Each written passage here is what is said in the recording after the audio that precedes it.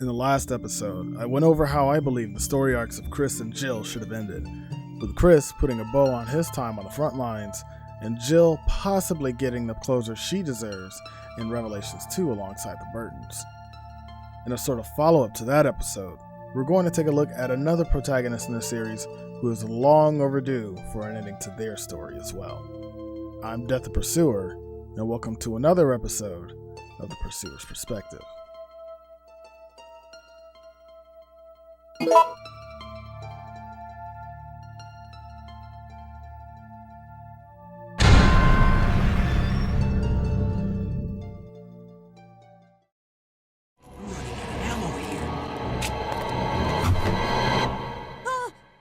Wait! Don't shoot! Get down! Get down! Get down!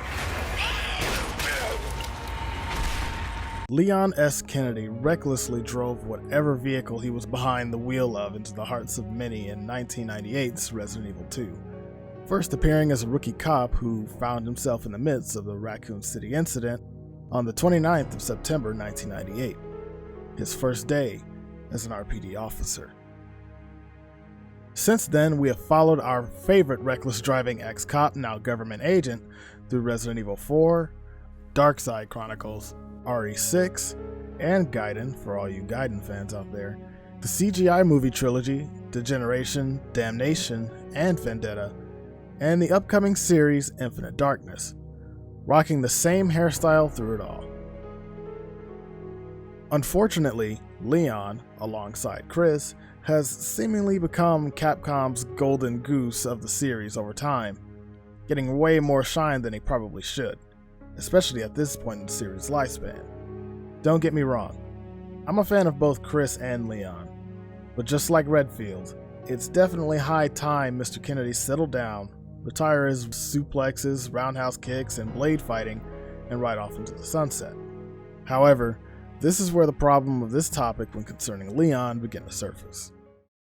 Deducing where Chris's story should have ended was basically laid out for us, with the overall story arc of Chris, Wesker, and Stars. As pretty much concluded in the last episode, which you should go back and check out if you haven't already, Chris's story pretty much comes to an end with the death of Wesker at the end of RE5. He, along with Sheva, deliver the final blow to his longtime nemesis, and in turn, Chris finally manages to avenge his fallen comrades who had fell victim to Wesker in the mansion incident that fateful night in July of 1998. This isn't the case for Leon. In many of the appearances he's had, there was no such connection between he and the antagonist that could result in storytelling a la Chris and Wesker. You could argue that Simmons could have been one, but as you progress through Leon's campaign in RE6, it's pretty clear that Simmons was Helena's villain, not Leon's. At least that's how I took it looking back on it. Also, trying to establish a big bad for Leon around the time of RE6 would have been way too late. Something like this would have needed to have been established around RE2 or 4, so that the payoff could come around the time of one of the CGI films or RE6. So what are we really left to work with here? Every ending of every Leon scenario doesn't really give off the feeling of this should be it for him or this is it, like Chris's endings in RE5 and 6 do. But why is that?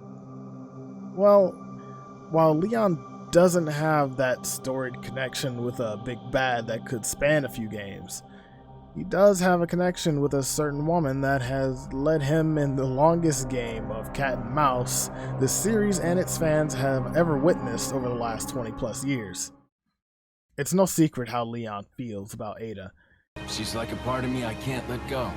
but those feelings have yet to be returned. She will act almost as a guardian angel to him at times, but will still work from the shadows and kind of string him along to get the job done.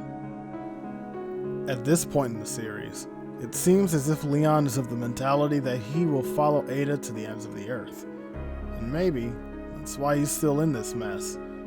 Maybe he's still on the front lines because Ada's still out there.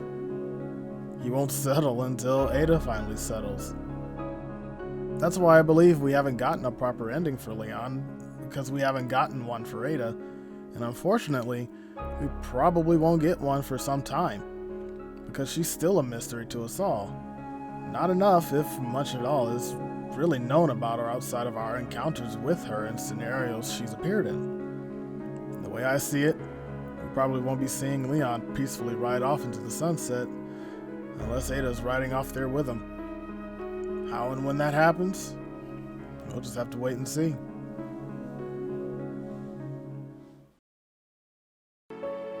Come on, time to leave. Now? What's wrong? Is something following us? We have to go. We don't have any time to waste. Go? Where? Hey, it's up to us to take out Umbrella. Thank you guys so much for watching, and I hope you enjoyed the video.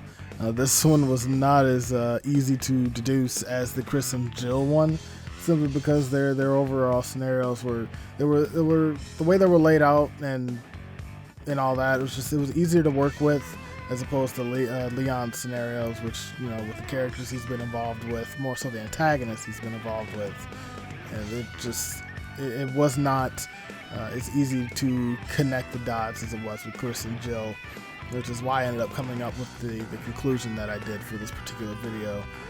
But at the end of the day, it's not fact, it's all just one man's opinion. But if you do have any suggestions on what I should talk about next in the Resident Evil series, what I should get my opinions on in the survival horror bubble, be sure to leave a comment below, or if you have me on social media, Twitter or Discord, be sure to shoot me a message there or tweet there, and I'll see what I can do, what I can work with.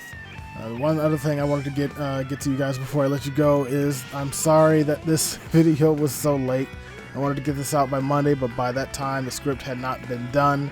I had overloaded my brain with so much, and I just couldn't finish it until, you know, later in the week. So from now on, I'm probably gonna go for Friday uploads.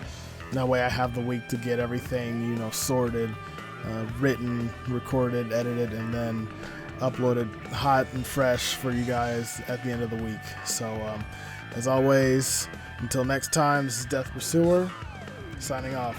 Thanks again, guys, for watching.